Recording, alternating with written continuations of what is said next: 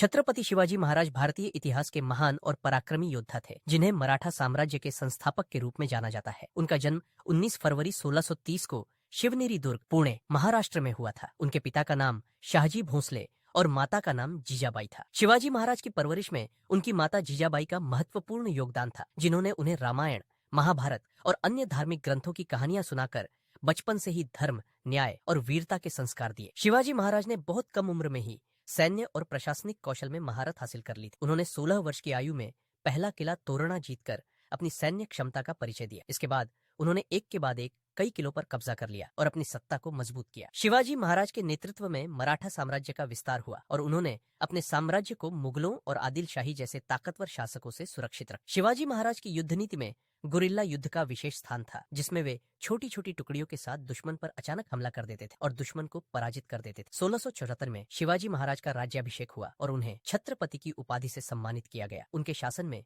मराठा साम्राज्य ने न केवल सैन्य शक्ति में वृद्धि की, बल्कि एक आदर्श प्रशासनिक व्यवस्था भी स्थापित। शिवाजी महाराज ने कृषि, व्यापार और न्याय व्यवस्था को सुचारू रूप से चलाने के लिए कई सुधार। वे सभी धर्मों का सम्मान करते थे और उनके शासन में प्रजा को सुरक्षा और न्याय प्राप्त। छत्रपति शिवाजी महाराज का निधन 3 अप्रैल 1680 को हुआ, लेकिन उनका जीवन और उनके द्वारा स्थापित मराठा साम्राज्य की विरासत आज भी भारतीयों के लिए प्रेरणा का स्रोत। उनकी वीरता, न्यायप्रियता और प्रशासनिक कुशलता के कारण उन्हें हिंदवी स्वराज्य के निर्माता के रूप में जाना जाता है। उनकी जीवन गाथा आज भी लोगों को प्रेरणा देती है और उन्हें भारत के महानतम शासकों में से एक के रूप में सम्मानित किया जाता है।